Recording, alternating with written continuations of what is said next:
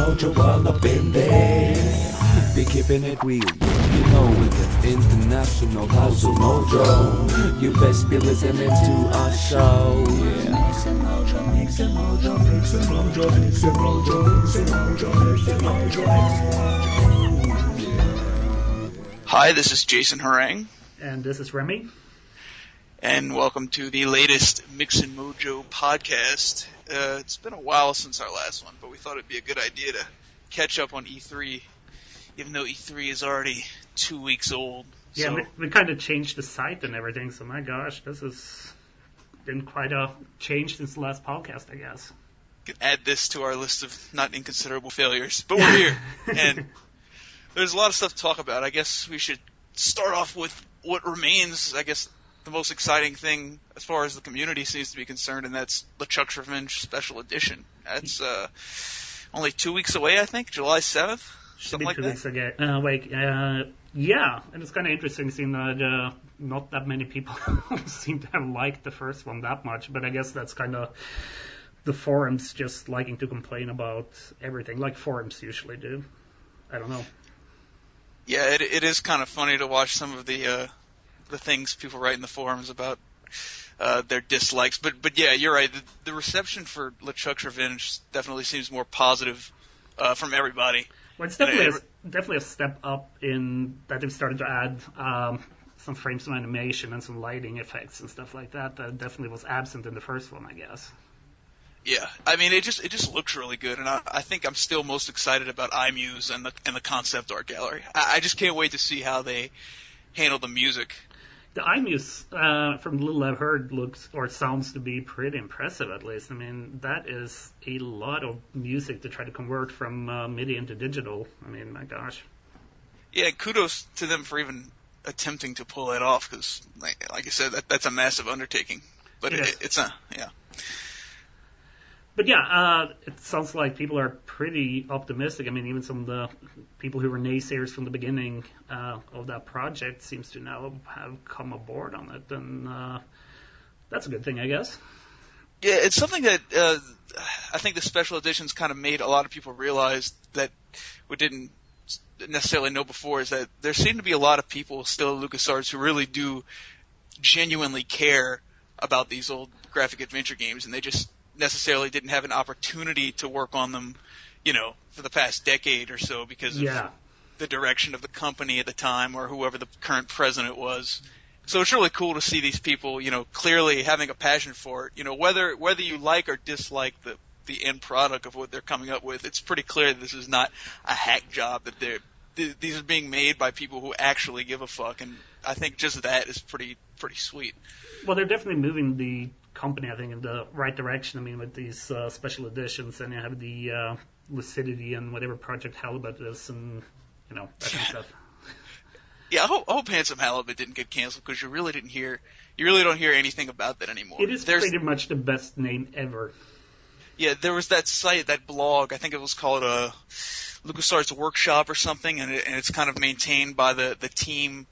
It seems like the team that is responsible for the two special editions and Lucidity were kind of assembled as just this sort of small original IP or kind of crazier ideas kind of team at LucasArts. I'd like to see more from them. Yeah, I'd like to exactly. see the blog get updated some more. Yeah, well, we'll see what happens with that, I guess. Yeah. I guess they gotta... Oh, I'm sorry. Oh, no, please go ahead. I was gonna say, I guess after The Force Unleashed comes out, it'll be more likely that LucasArts announces kind of their next big game. Maybe something Indiana Jones related or something. Yeah, I mean, they haven't really done anything heavy on the Indiana Jones scene other than the Wii game half a year back or something, and I don't think that's set the world on fire. I think I saw the game at Rite Aid in their, discount aisle. That's pretty bad. So, yeah. Anyway. It hit the bargain bins pretty quick. But for those who haven't played Staff of Kings, and you do see it for, $9 at the bargain bin at Rite Aid for the Wii, you probably should buy it because it does come with Fate of Atlantis, and that's that's a good point. It would be kind of fun to play that on the Wii, I guess, but yeah, we'll see. But Staff of Kings was a case where they were making a 360 and PS3 game, and the Wii version was being made kind of as a third-party alternate universe kind of game, and they just went ahead and released that after they canceled the quote-unquote real game, I think just to kind of recoup their losses. I think that was the story. Well, we'll see about that, I guess. But other than LucasArts, they really only did the special edition and the Force Unleashed 2, I guess. Did they do anything else at E3? The Old Republic, I'm not sure how involved they are with that. It seems like they're not really talking that much about it to me. I mean, if you look at their Twitter account, they mentioned it, but they definitely talk a whole lot more about both the Force Unleashed and the Monkey Island remake. Right, BioWare is obviously the developer of the Old Republic, but EA seems to be acting as the publisher, or if it's some kind of joint thing between EA and LucasArts, it definitely seems like EA is the one calling the shots. Yeah, but I don't know. Almost seems like LucasArts is pretty much only the clearinghouse for the license to me now, which is kind of how they started out, LucasArts, I guess, back in the day. So it's kind of interesting that it's almost come full circle when it comes to Star Wars. Yeah, and I know that with any kind of Star Wars project, the company is involved on some level in like the pre-production phase. Like I know that when they released that concept art for the Knights of the Old Republic Part 3, the one that kind of got canceled, like after nothing had got done, I think that was all internal at LucasArts, and I think the implication is kind of that they kind of start the project off in like the really early phases, even when it ends up being something that they know a third party is going to actually make. They might be the people that kind of formulate the ideas and kind of, I don't know, come up with some concepts. Yeah, no, I agree. Now, somewhat ironically, Telltale was really the ones that came up with the biggest licenses this time. I mean, with the Universal deal that they announced. Yeah, that's really interesting. That's really exciting. I'm really excited about Back to the Future in particular because that just seems like something they're really going to be able to nail. I mean, they've done so many great time travel stories already with the Tomb of Sam and Mac, and there's been a lot of nonlinear episodes in their back catalog, and of course Dave Grossman worked on Day of the Tentacle. Like, it really seems like something they'd be absolutely perfect at doing. I know. I mean, they've kind of perfected that kind of subgenre, I guess, and I think Back to the Future, I mean, it's such a story-based movie franchise to start off with, so I think that will fit what Telltale does just fine. So really looking forward to that one. And then you have Jurassic Park, where I have no idea how the hell they're going to do it, but I can't wait to see how they try to. Keep hearing chase sequences. That could be interesting, but No, please go ahead. Well, I think it was JP who brought up that probably the most comparable thing in another game Telltale has done would be the Great Cow Race, the actual cow race in that game, where it was a chase sequence. It was frenetic and all these things, but it was based around puzzles. It was based around like trying to do things in the middle of the action. Yeah, no, I mean, that could work pretty well if they do something like that, I guess. I'm just thinking back to the original Jurassic Park game that was released for the 16-bit and 8-bit consoles and computers, and I don't think there's truly been a good Jurassic Park game ever, unless there's something I've forgotten about. Well, I think there's just been so many. The ones I'm familiar with, I played the one for the NES as a kid. I think that was like a top-down game where you controlled the human characters. Yeah. I don't remember that one being particularly bad or good. I just kind of remember it. And of course, I played the Lost World arcade shooter, and I remember that being a big deal because that was like the most epic arcade that had ever come out at that time. That was like a real quarter eating device right there. Yeah, no, I remember that one. I never actually played it, but yeah, that was a big deal at the time, I guess. But I don't know. It's going to be interesting and kind of see how they fit it into the franchise. I mean, the books or the movies or whatever, if they're just going to go and do their own storyline based on the franchise. I mean, yeah, and the thing is about Jurassic Park, I mean, no disrespect to the series or the fans of it, but I don't really consider it like this great work of storytelling. I mean, It's an action movie. It's a running away from dinosaurs movie. I wouldn't be surprised if what Telltale comes up with ends up being more impressive from a characterizations and storytelling standpoint than any of the movies, honestly.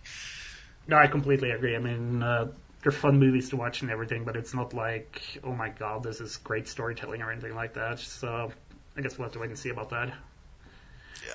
And the third thing they have, I guess, is the Nelson Tethers game. which Right. should be out in just a couple of days. Yeah, because they still claim that June is the release date, so I reckon they better get on that. June 28th today, and they released the reviewers copy, I think, just a few days back, so it's getting pretty closer to the deadline. And wouldn't the WiiWare releases come out on Monday anyway? So Yeah, so there you go. And it's not out, so I don't know. I will have to see about that, I guess. But it got some pretty good attention at E3 by the sounds of it. IGN, I think, named it the best iPhone game or something like that. Yeah, it's a really cool looking game. I mean, I love the obvious like Fargo influences, and obviously Graham Annable. That's a really cool and distinctive art style. The whole Grickle universe that he's done over the years, and I can't wait to play it. And it's also kind of like Jurassic Park, but in a really different way. It's sort of a departure from anything Telltale's ever done before. It is seeing that it's more like a puzzle game, I guess, with a large story kind of woven around it, I suppose. Right. The way everyone has been describing it is like Telltale's answer to Professor Layton. But you see, I've never played Professor Layton. I haven't either, so I have no idea. I've heard it's good, but... Right. Well, we'll have to see about that. Did you actually look at you had that blog, with videos and stuff like that, the kind of paranoia blog, tinfoil hat blog? Did you ever read that one? I didn't actually read through it, but I did see it. I looked at the videos, and they were actually really well made. I mean, they had this kind of paranormal activity, the movie kind of look to it, and they'd actually done a really good job on it. Yeah, it looks like it's going to have a really cool tone to it, kind of like a little violent and creepy. Yeah. But we'll have to see about that. I mean, that one looks really promising to me, at least. It's something so different from what you see in gaming at all now. It kind of looks more like a independent cartoon or something like that. So. Right, and obviously it's the first output of Telltale's pilot system. Pilot program, exactly. Yeah. So obviously we'd want that to be successful, just on general principle. But yeah, Nelson Taylor's looks really cool, and I can't wait to play that one. No, that'll be good, I'm sure.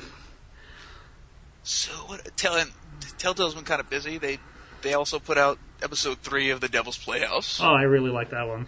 I did too. Hilarious. Especially, everyone seems to really like the noir prologue the most, and I have to agree. I just love the film noir influence on Sam Max. I always have, and I think Telltale has been able to kind of pay tribute to it. Yeah.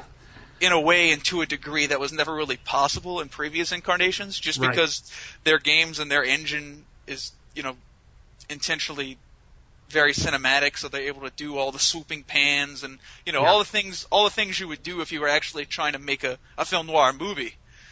Yeah, no, exactly, and it was kind of interesting because a lot of people, including the Crumb's Mojo review, was kind of questioning why they didn't go with the noir feel throughout the whole episode. But I think Mike Stemley said on Telltale's blog in the interview that it kind of would be hard to do a noir feel to it with Max standing next to Sam and just doing wisecracks and stuff like that.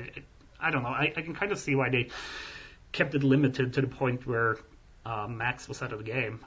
Well, and also the whole noir thing has been kind of ramped up for the season as a whole. Like, they've kind of that influence has been emphasized a little bit more, I think, in season 3 than in the previous seasons. They've kind of stayed in New York so far for the majority of the season, and I really like that. I really like seeing more of the city, and it doesn't feel in any way claustrophobic that they did that. Like, it's kind of interesting if you look at season 2 and you look at the locations they went for. It's almost like they were reacting to one of the criticisms of season 1, which I think one of them was that maybe it wasn't as exotic enough. And you look at season 2, they go to the North Pole, they go to the Bermuda Triangle, they go to outer space in Germany, and all these things, and it's like, for season 3, they kind of settled down, but it feels still like the most sprawling and epic season and varied season yet.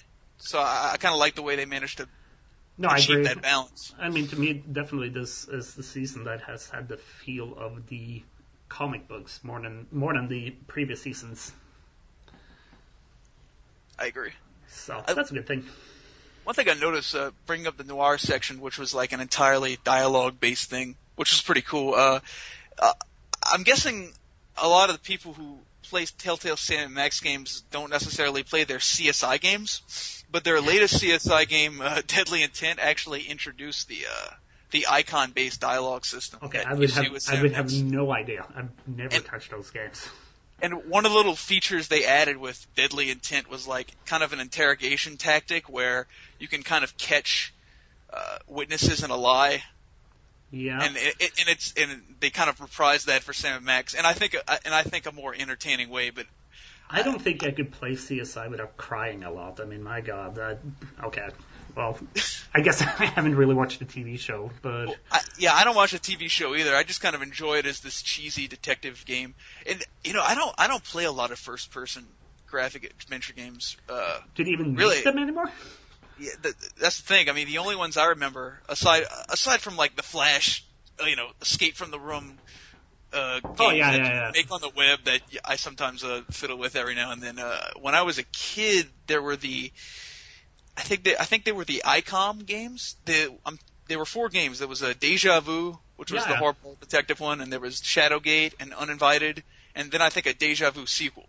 And they got ported to the Nintendo, except they added a creepy soundtrack to all of them. And I was exposed to them as a kid through those ports. And I remember those games pretty well. They were first person, but they actually had a very Scum-like interface with the verbs at the bottom of the screen. In fact, I think they came first, so I think that was actually what Scum was riffing off. But those are the first person adventure games I remember.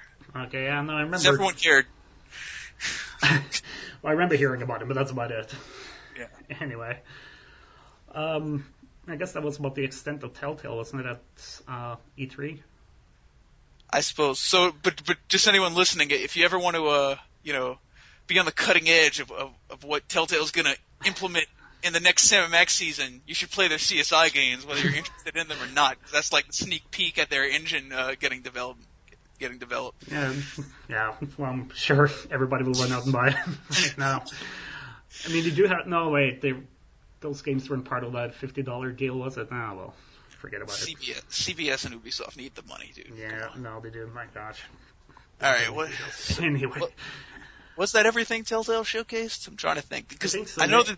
Yeah, they didn't have a booth this year. No, and they haven't really talked much more about iPad games with the Sam & Max season either. They only did the first episode, right?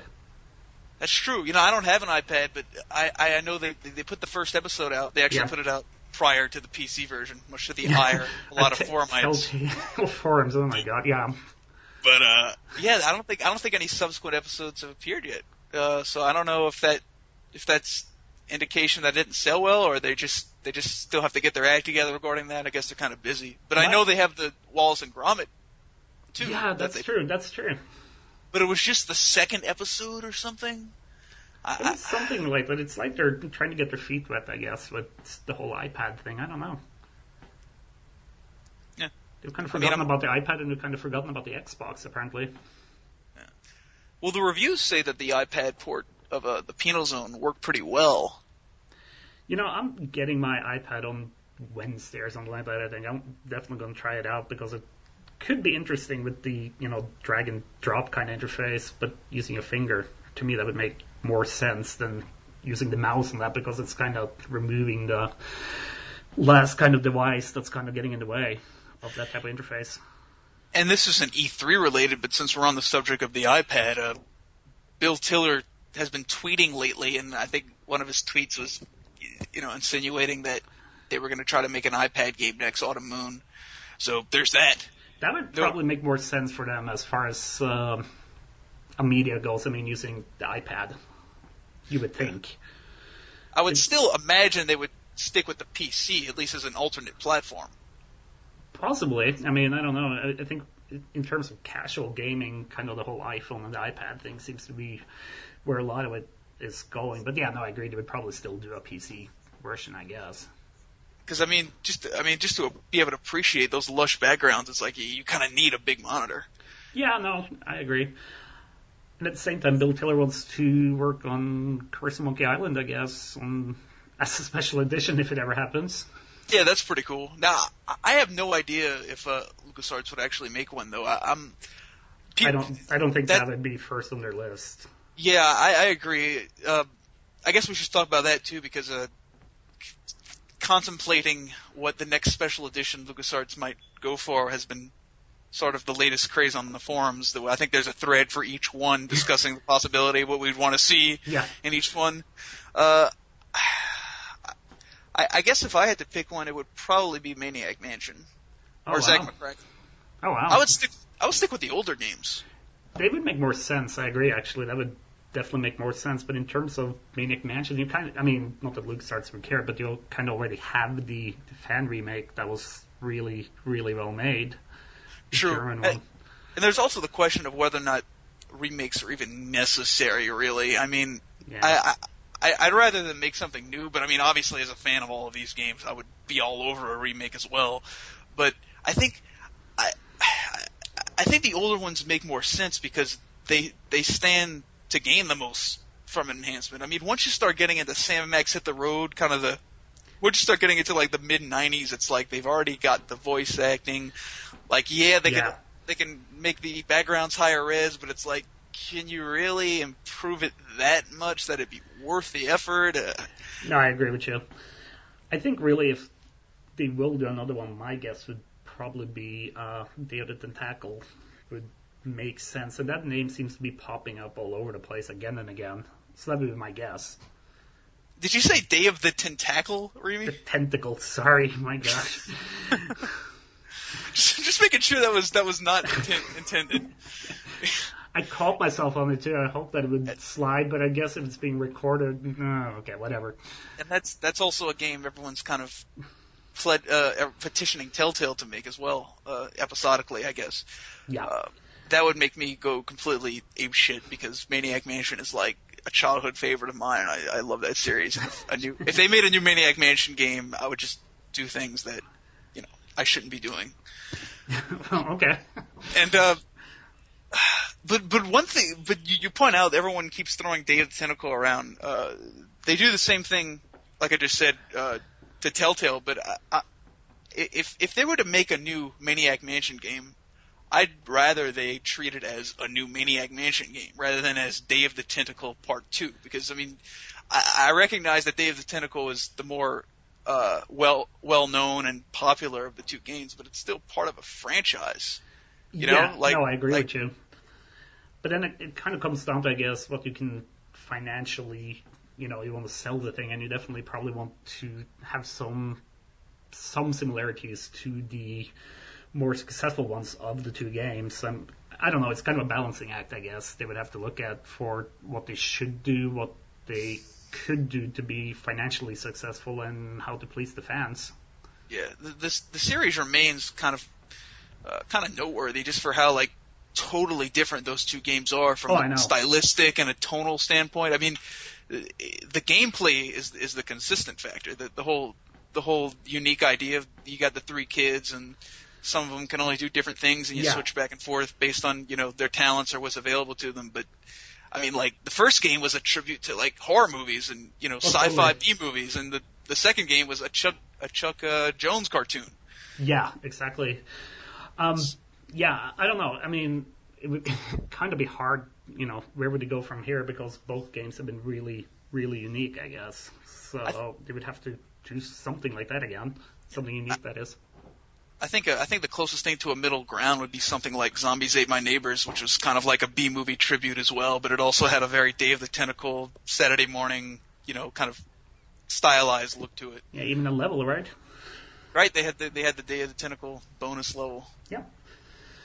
Well, we'll see. I mean, right now, I don't know if actually Telltale, which I would imagine would be the one who would do a third game in the series, I don't think they have any unannounced projects anymore, do they? I don't think. I mean, I'm sure they have something on the back burner, but I mean, it seems like they have a lot on their plate at the moment. For the next 6 months, it sounds like they're pretty busy. Yeah. But as far as special editions are concerned, I think if there's anything I wanted to see LucasArts do more than anything, it would be just re-release the old games, whether it's in special editions or just putting creating a new Windows installer for them, just make them available. I agree. That's kind of the thing that kind of fans were so pissed off at him for, just kind of abandoning the old games, not letting them go out of print for so long. No, and it would make sense, you can release them on the PlayStation and the Xbox and everything too, because obviously they must have scum in some shape or form available for those platforms. So, I don't know. Trying to think what else happened at E3. Yeah, I don't know. I can't think of any other games, honestly. Let's see. We just write about them. We don't really know what's going on. Yeah. We write about games that already exist. Exactly. Usually about 2 months after everybody else writes about them, but yeah. Oh, Deathspank, obviously. The Ron Gilbert game. And that's pretty soon, too, right? What is it, like that's about a week after Monkey Island 2? Yeah, it should be mid-July, I think. And it's looking really, really nice, actually. Artistically, I thought it's really the way they went with that looks amazing. Yeah, I'm really thankful that I have access to a PS3 because otherwise I would have been dead in the water. Yeah, no, without a PC version. I need to get it for the Xbox too, actually. So, but yeah, that looks really nice. Yeah, I can't wait to play it. Like most people with Souls, I'm a huge Diablo fan and obviously a huge Monkey Island fan. So it'll be interesting to see if Ron Gilbert's latest game is any good. Yeah, when's the last?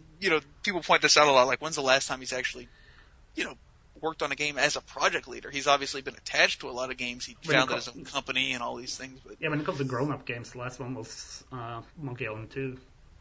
Yeah.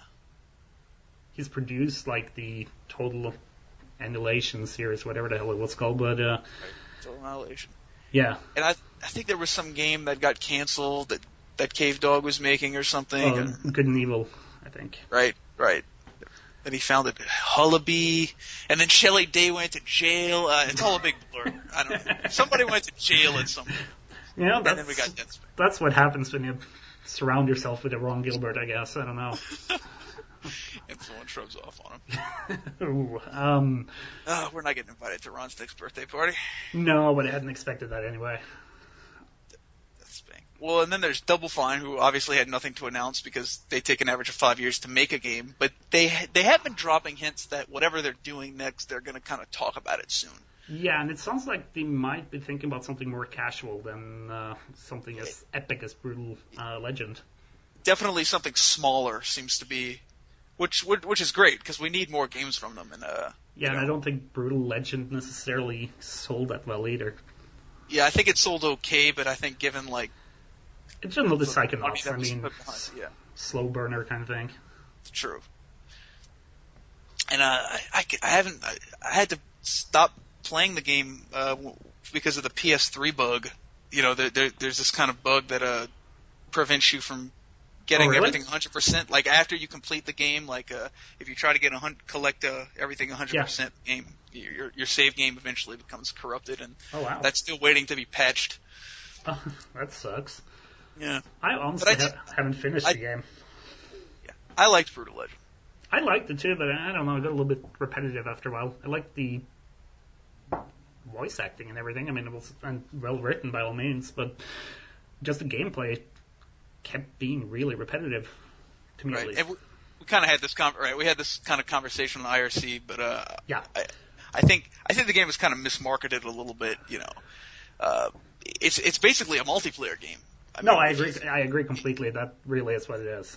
Like when you read about Tim's influences and how they went about developing the game, it's obvious that like the game was built around this idea of these stage battles and competing with other people, and then they kind of made the single player campaign kind of in addition to that. And I think when the game came out, people were disappointed, even though it's a legitimate single player game. It's a legitimate open world game, but that's kind of like a big glorified extra feature. It's kind of like the single player campaign mode of StarCraft. It's great and it does have a story and it's all these things, but the meat and potatoes is the multiplayer aspect. Well, it's pretty much Tim's love letter to everything he likes, I guess, in life. So it's kind of interesting in that way. I mean, you definitely saw a lot of the influences that has been trickled into his other games just came out in full force in this, Brutal Legend. Right, absolutely. You got Hoagie and Dave the Tentacle. You got Yeah, Ben the Biker. You've got the Hot Rods from Grim Fandango, and he really likes his heavy metal. Obviously. Right. It all kind of climaxed explosively. So good for him, I guess. I mean, he got the game he wanted to make out, and yeah, I'm just thankful that they're still around and still making games. Yeah, because they were certainly close to the edge there a couple of times. They're going to be celebrating their 10th anniversary soon because they were founded in 2000. With two whole games. 2 whole games. 2 really good games. Plus the Flash games. Right. And those were good too. Oh yeah, they were very good. Was there anything else? I don't think. I don't know. I don't think there was. Well, I guess that means we managed to go through a whole podcast in 30 minutes. That's some sort of record, I think. I'm impressed, that's for sure. We're great. All right. Well, alrighty. I guess we'll wrap things up. Thanks for listening, and hopefully we'll put another one of these out, sometime before the sun burns out. And see you next time. See you later.